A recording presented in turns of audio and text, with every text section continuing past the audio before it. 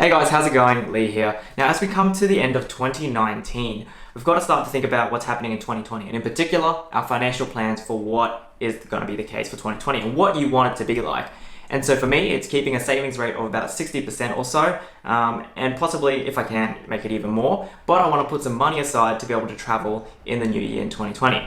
So in this video, I thought I would cover on some of the tips and just cover it in 3 basic steps as to how you can increase your wealth in the next coming year. Now, this first step is very important because no matter what style of investing you want to adopt and how hard you want to budget, there is no getting past actually increasing your income to put more money into your investments or to have more money to budget with. Now, for many of us who may be still working as an employee, I think it's very important to look at the value you're actually providing to the business, because this is the quickest way for you to be able to evaluate and judge what you're worth and what you should be paid for the value and skills and tasks that you're taking on. And you can start this by just having a discussion with your boss if you already don't have like a meeting where you look at your KPIs and evaluate what you've done for the year, and then have a look at the market to see how much other companies and other businesses are willing to pay for your role. And then after you do that, then you can determine whether you deserve a raise or not. And if you don't deserve a raise, or if your boss doesn't believe you deserve a raise at this point, ask him or her, what can I do right now in order to jump to the next level? Because once you receive that higher income, you can start investing more safely because you have a bigger cash buffer, and it just gives you more options and flexibility and eases your mind when there's fluctuations within the stock or property market. Now, to show you what I mean in terms of flexibility and what a higher income can actually do for you based on the numbers, let's just run through a quick example. In example 1, let's say you're making $60,000 and receive $47,000 after tax. And let's assume your monthly expense is $2,800. Your yearly expense would then be $33,600, which leaves you with $13,400 a year, or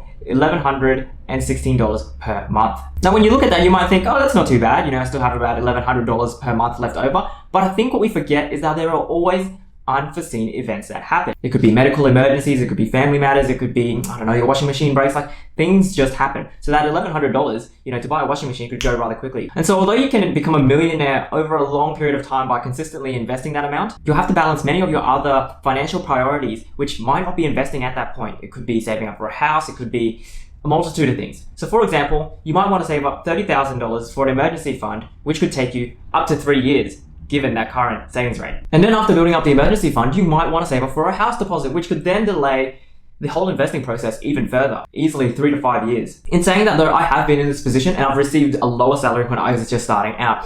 So by no means is it impossible to start investing or saving with this amount.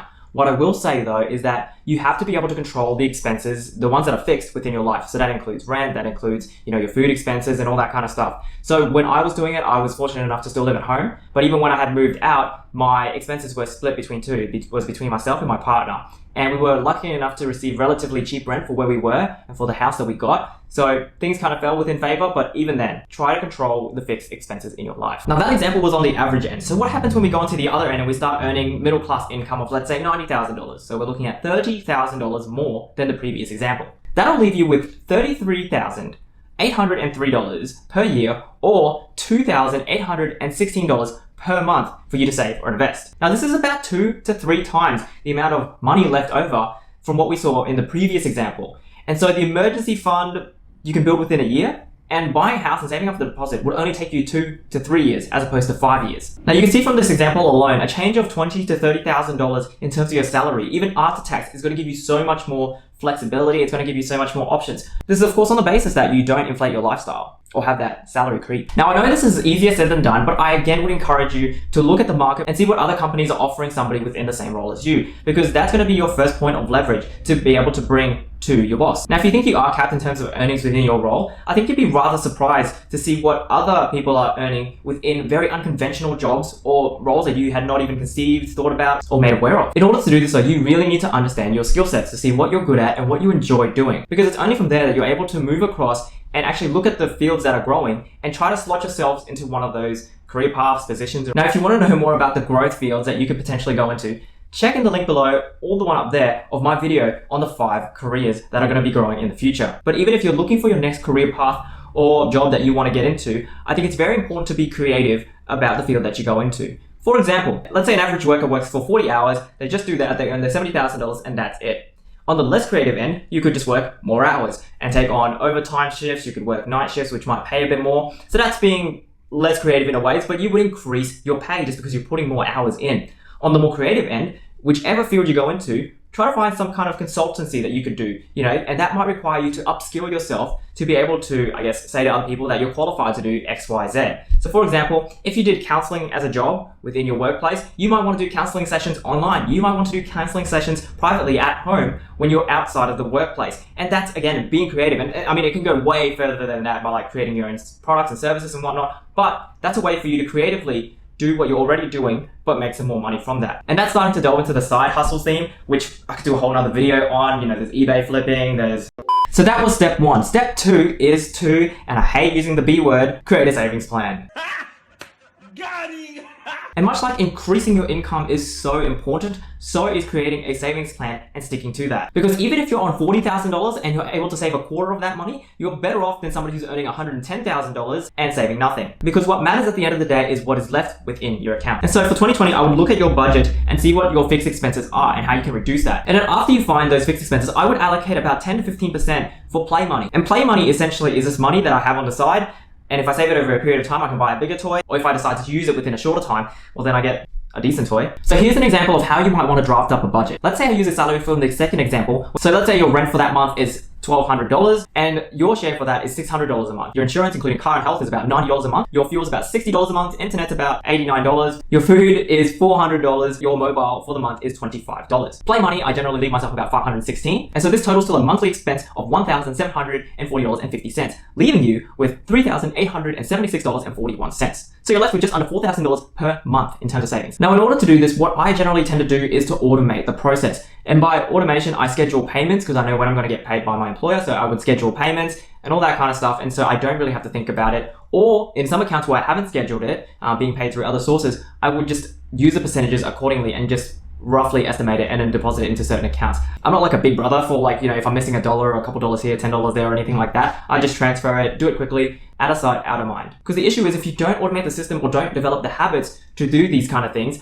then it's very easy for you to, let's say on a Friday night, you're really tired, the week's been really rough, and then you just go about and forget to do it and then just splurge a whole bunch of money. Because this process actually forces you to use willpower to be able to stick to it and be disciplined. And some people have that, some people don't have that. It's very important for me when I budget to also have my accounts separated into different banks. So my savings account will always be with a bank account that has no card attached to it. So therefore, I can't actually spend it. And I also make sure to get an account that allows no withdrawals. And if you do the calculations roughly, the example I just provided before is a savings of roughly around 70%, which is what I've always generally had, even when I was living at home and now as I've moved out. And now understanding your income, your fixed expenses, and leaving some money just for some discretionary play, you just have to stick to the plan and map out the budget so you can physically see it and keep track of it. Because you might be surprised, it kind of becomes a game. Once you start keeping track of it, you start going, oh, I could probably cut some cost here, cut some cost there, and then it gets smaller and smaller and smaller. That's what it was like for me anyways, and I really enjoyed just trying to shrink down my budget as much as possible. Not to the point of discomfort or anything like that, but I really just see it as a game. And now step 3, which is a step that most people look at, but the one that I think most people should be interested in until they've implemented the other 2, which is investing. So in my opinion, you should only start investing once you've actually got that massive savings account that can cover for maybe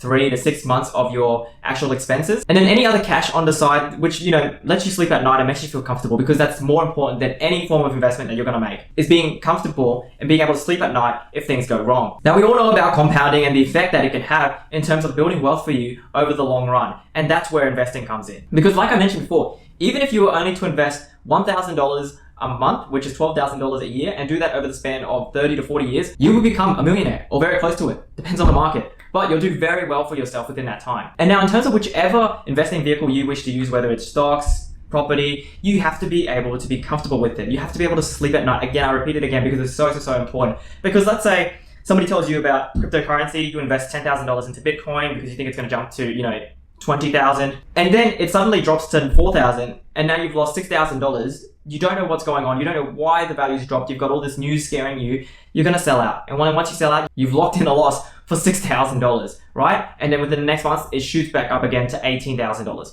What am I going to do? And you really have to be comfortable and know what you're doing. So if you understand property, if you like the feel, of having real estate and something actual physical there that you can actually visit and touch and all that kind of stuff, then invest in property. And if you understand how businesses operate and you want to be relatively hands-off and just follow the market, invest in stock market index funds. Or if you like, speculating on technology stocks, then you can do that as well. There's a lot of options, but it's the option that lets you sleep at night that will be the most important, regardless of whatever gains you're going to get potentially, because you don't know if it's going to go up, it's going to go down, So I think there is no right or wrong way in terms of investing, because there's entrepreneurs that have been very successful doing real estate. There have been some who are multi-billionaires or multi-millionaires that will just tell you to do equities and stock. All right, guys, so that's my 3 steps on how to build wealth in 2020.